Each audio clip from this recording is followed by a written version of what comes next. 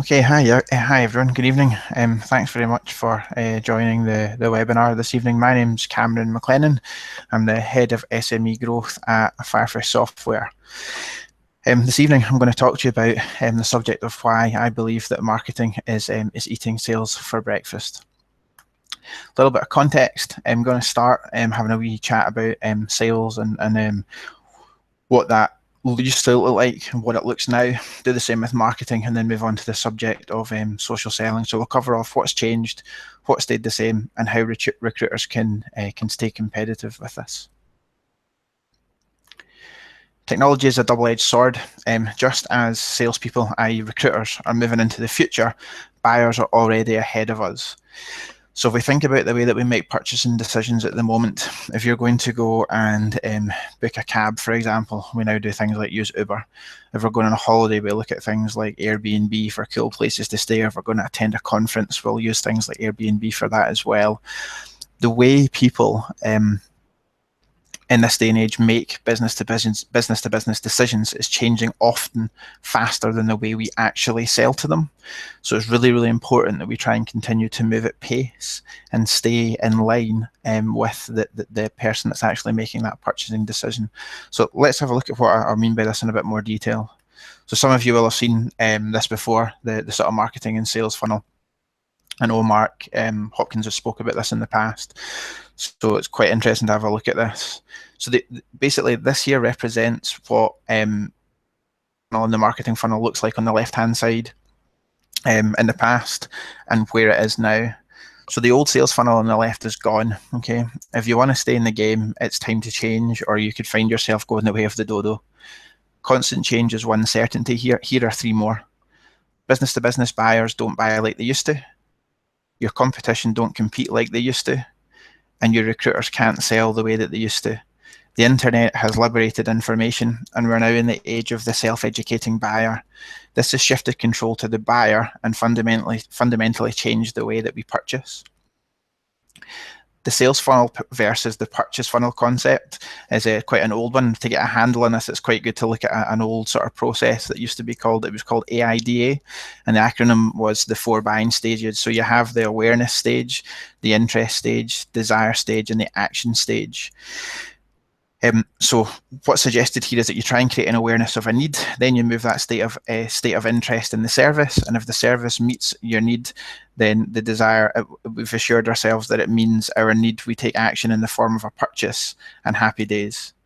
As recruiters, we call the purchase funnel the sales funnel, as our aim is to map our selling and marketing activity in line with the process to encourage buyers through the funnel to buy our service, i.e. like place a job order. So our sales activity measurement and target is to drive our client towards a sale. Okay, that's the end goal. In the good old days, in the age of like pre-internet and pre-smartphone, the sales funnel and flow of information was controlled by the recruiter. So the goal was to guide the prospect through a solution selling process towards a sale, and you would trickle out information and control the process. You always sort of used to control the sale end to end. The game was to ultimately sell to the prospect. However, things have changed in 2017.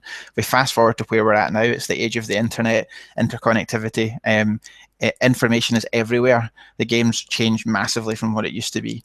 Information is freely available, and the sort of the purchase process, as it were, has fundamentally changed. It's now all about providing information and education to nurture the prospect, to choose us over the competition. So the recruiter's no longer in control of the funnel. You've in essence been relegated to the bottom of the funnel, because the buying process for the most part is driven by readily available information. If a prospect can't find information that they're looking for from you or online from you, then they'll simply go somewhere else. Because the way they look at information themselves and people look at information and do their own research, buyers are now much further through this funnel than they ever have been before. But in fact, they're so much further through it before they even choose to engage with another human being that, as I say, if they can't find information online, then it's a worry. Okay, so in the age of the self-educating buyer, we need to find a way of bridging the gap between the point a prospect finds out about us and the point that they wish to talk to our recruiters. This means getting them through the awareness and the interest stages and towards the bottom of the funnel, which is the desire stage and the action phase, where they wish to actually talk to us. So what can we do to sort of fill that gap? So we need to change our mindset from a selling mentality to a helping mentality. And we need to create helpful content, helpful information in the form of things like blogs or things like these webinars, ebooks, videos, and a host of other things that can assist the self-educating process of the buying funnel. We want to encourage people to stick with us and come back to us time and time again, because we're always adding value to them straight the way through until they decide to actually make that sort of purchase decision from you. So in the new world, or as I call it, the new funnel order of things, we need to help the self-educating buyer in order to build a relationship with our firm, so that we become their choice of their go-to agency, on top of preference. So that is a bit of an overview of the funnel, where it was in the past and where it is now, and some things we can do to improve. So what we'll do now is we'll go ahead and we'll have a look at some of the concerns about this. So other sectors have adapted to the new sales funnel already. The way that we like e-com decisions. Companies like Amazon and all these things are way ahead of the game in terms of that funnel and how they push people down towards the bottom of it. But 9 times out of 10 in recruitment, we're kind of doing what we've always done. And the danger here is that we don't want to get left behind. Times have changed, and we need to make sure that the people change as well. So in the past, in recruitment, having a successful sales model was reliant on the ability of the recruiter. If you had a silver tongue, were charismatic, and were skillful at sweet-talking prospects, then all was good. It was okay to rely on things like call lists, targeting relevant businesses with well-rehearsed cold calls. All you used to need was a phone and something and some good chat. We've all enjoyed some success in the simplicity of that model, placing candidates with clients using their conversational or networking skills. But the model, as we've seen, is increasingly out of date. Clients and candidates have become far more sophisticated, as have the competition, and a quick cold call simply doesn't have the return it once did. From a marketing side of things, in the past, investing in marketing was something only large corporates would do, and never something a recruitment agency needed. This was mostly because SMEs didn't have the necessary budget, and it was hard to measure marketing results. However, with plenty of software options available online, marketing results have become easier to measure, and this has drastically reduced the cost of rolling out specific marketing campaigns. You can now compete with big name brands thanks to democratizing the effect of new marketing tools and software. This means there's a science to marketing now, and it's far easier to measure the effect of a marketer's efforts. You can monitor and measure the ROI of marketing with integrated recruitment CRMs, providing stats which allow you to see how effective a specific campaign has been. And increasingly, recruitment agencies are realizing the importance of a dedicated marketing function for drumming up business and increasing their candidates or clients' interest to customer conversion rate. So it's no surprise that this trend's also had a huge impact on increasing growth in the sector. So with everything we've covered off so far, if you're sitting here at the moment and you're listening to this and you're a recruiter, maybe part of a smaller agency in the SME space, and you're thinking to yourself, well, what do I do here? There's so much information to take in here. How do I start to move towards the new sales funnel? What can I start to implement in my business to start to make some change? Well, the answer here is Smarketing is the smart choice.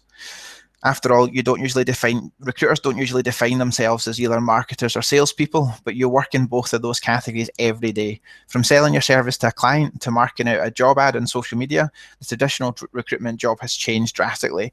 As recruiters, we've all grown up with the knowledge that if you're great at sales, you're likely to be a great recruiter too. Now, though, however, in today's market, things have changed, and you need to be a good marketer to be a great recruiter. The responsibilities of sales have shrunk, and marketing importance has increased. The cost of doing nothing here Sometimes it can be easier not to change than it is to change. However, you've got to have a look at what you feel is the cost of doing nothing when it comes to this. Just some information on that as well. If you remember that funnel we showed you from earlier on, the above quote shows why marketing is important here. 74% of B2B buyers conduct more than half of their research online before talking to a salesperson / recruiter. So if I'm recruiting in the tech space and I'm browsing the web and looking at good tech recruiters, and I'm looking for the answer to some questions and I can't find those answers online, then the chances are I'm going to go to somewhere else where I can find the answers. That's going to push me further down that funnel before I maybe pick up the phone and have a conversation with you. So it's really important to think about this. The other thing as well, as I say, so by 2020, more than 80% of the buying process will occur without any direct human-to-human interaction. Now, that's not saying that recruiters that we're not going to be out of jobs. It's just that if people can't find the initial answers to the questions they're looking for online, you're going to have a problem.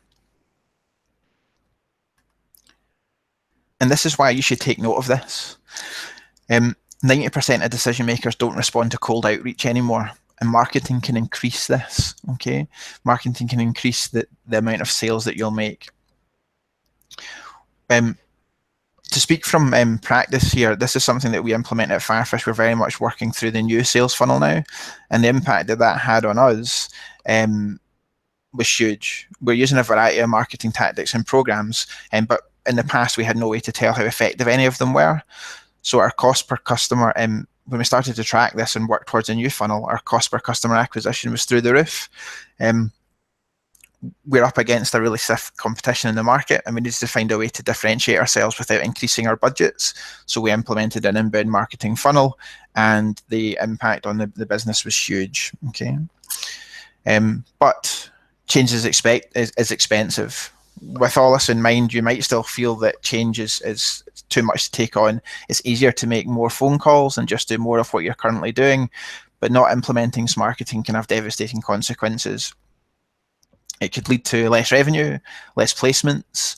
You become less competitive because other businesses in the space are doing this stuff, and you could get left behind. So it's expensive not to change. And let me show you exactly what to do to reap the benefits of marketing. So we'll talk about social selling now then, how you can get involved in this. Social selling is when salespeople / recruiters use social media to interact directly with prospects. You're going to provide loads of value by answering prospects' questions and offering thoughtful content until the prospect's ready to buy. If you're already active on social media as a recruiter, you've got a pre-existing audience of relevant followers online. I'm sure that everybody on here is really, really active on at least 1 or 2 platforms. The great thing about that is that these audiences that you have on those platforms are living and breathing. The information in these lists is constantly updating itself with new information, creating new content and experiencing new problems. This audience is unlikely to be receptive to an email every single day of the week, but they won't be as turned off by you or your agency if you post social updates daily. It's this audience that you can tap into with social selling practices. The easiest way to think of social selling is using social media to create conversations with the purpose of selling your service. But it's not a hard sell. It's much gentler than that. It takes time and it requires patience. Social selling is when you use social media to interact directly with your prospects, okay, providing value, as I said a moment ago. For recruiters, social selling provides you with a great opportunity to promote you and your agency in an indirect manner. If you can get involved in discussions online and add value to not only clients but candidates as well, you start to establish yourself as having a real, being very, very knowledgeable and credible in your niche. So the use of social media in recruitment allows you to recruiters to delight their prospects rather than interrupt their daily lives with cold calls and hard sells, and eventually converting them into loyal customers. Just another stat there from Forbes. So 78% of salespeople using social media outsell their peers. If you can add value to discussions online and build up that credibility that you have, then the sales will start to come. Okay, it's not necessarily a quick win this, but when it does start to work for you, you start getting people phoning you, and you start having more warm conversations, which makes your life so much easier. So how do we embrace social? How do we embrace social selling? A couple of things I always say to people with this, if you want to try and embrace social selling, is be valuable all the time. Okay, always add value to anything that you're doing in terms of commenting and discussing, writing blogs, posting things on social media. Make sure that before you click that post button, think to yourself, is this going to add value to my audience, whether that is the client side or the candidate side? The other thing is be visible. If you're setting up your own recruitment agency, or you're considering doing that, and you get an office and you get a CRM system and you have access to CV database and you have a client list that you're going to hammer on the phone, the chances are when you make those phone calls, the first thing that the person at the other end of the phone is going to do is they're going to Google you and they're going to check you out. Okay, as soon as you put that phone down, they're going to look into you and say, okay, is this person credible? What can I find out about them online before we discuss things any further? So be visible. Yeah, get involved in posting content and writing if you like writing. Try and be as visible as you can. And the other thing is always be giving. Okay, the whole mantra of always be closing is dead in 2017. You want to make sure that you're always giving. Yeah, if you can help as many people out as you can along the way, then people will remember that, and they'll come back to you if they have if they have any needs. Other thing I would say here as well is, if you want to start embrace social selling, is check your profiles. Check your LinkedIn, check your Twitter, whatever profiles you've got active that you use. Have a look over them. Good example of that is, if you've got updates or information inside your profile about being the top biller in your agency in 2014, 2015, 2016, for example, that's great, and it's really, really good for you if you're going to look for a move and you're going to, you want to make a jump into another agency. However, if I'm a client and I see that on your profile, it doesn't actually add any value to me. I want to see about how you're an expert in your niche, what's unique about you and what you do and what you can bring to the market. Clients and candidates don't really care if you were the top biller 2016, 17, 18, that type of stuff. Okay, so have a quick audit of your profile and look over it and think to yourself, okay, how can I add value in my profile? So a couple of examples of the whole be valuable, be visible thing. So what the guys are doing on the Recruiter Arms with the webinars is a great thing to do in terms of adding value and content in the marketplace. I had come up with a concept to run a crowdcast channel when I started at Firefish, and the CEO there was cool. She's like, yep, go ahead, go do your thing.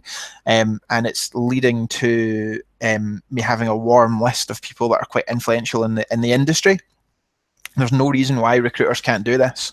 If you're sitting in a particular space, if you're in engineering, for example, why not go out there and approach like the top the MDs or the directors of top engineering firms and say, hey, look, I'd like to interview you about changes in the industry or what's going on. Or if you're recruiting in the tech space, like go to CTOs and tell them that you're building a channel and you're interviewing great people and you want to chat to them about the market changes and trends. That's a double impact for you as the recruiter. You're not cold calling them and giving them a hard sell straight away. You're actually approaching them and you're having a conversation with them about something that can add value to them, while bolstering yourself as being an authority in your niche. So that's a great one as well. And then just another example for you is that all this social media and social selling stuff is great, but the goal here is to actually go ahead and move any conversations that you have online, actually move them offline. So here's an example of an email that I sent to somebody. Now, I already had a bit of an established relationship with this person. I reached out to them on Twitter prior to this and had a bit of a chat with them, and then I connected on LinkedIn and decided to sort of open up a further chat here.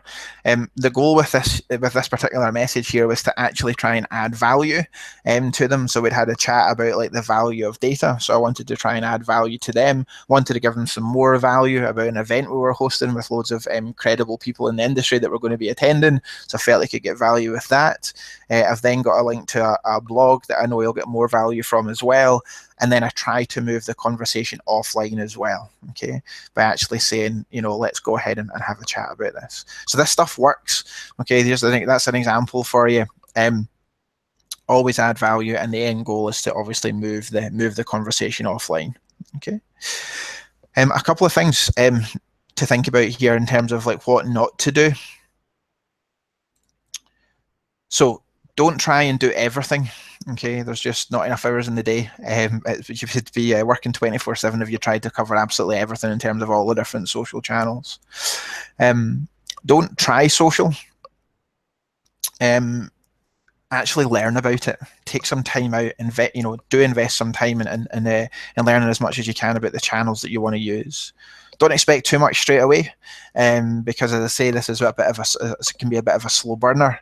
And don't sell all the time. Yeah, if you look at your LinkedIn updates and all you're doing is posting, I'm recruiting this on £50,000 in this area, and I'm recruiting that role in that area, you're just selling all the time. There's no value there for anyone that's seeing that. Okay, so try and not be selling all the time.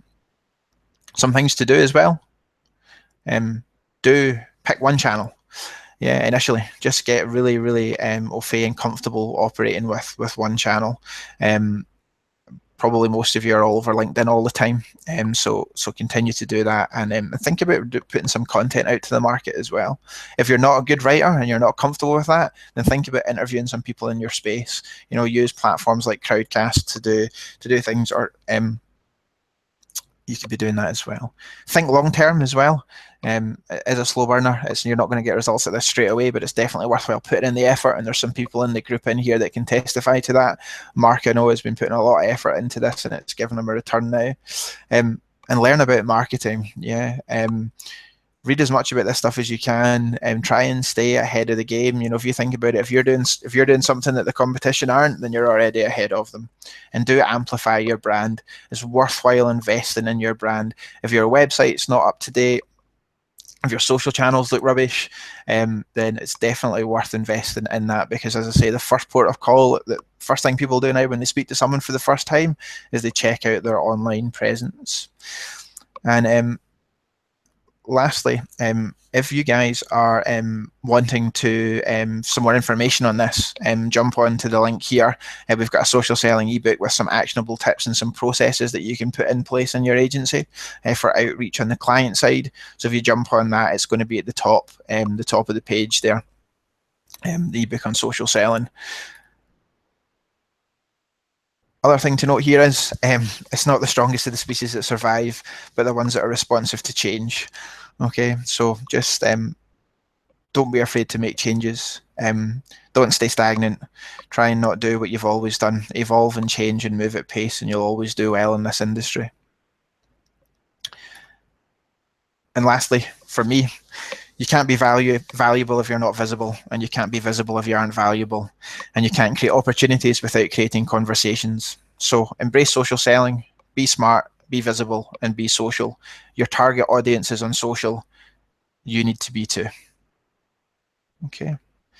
Guys, thanks very much. It's been a pleasure coming on this evening to chat to you and conduct the webinar. Thoroughly appreciate the invite from the guys. You guys are doing a great thing at Recruiter Arms. Thanks very much for your time. Cheers.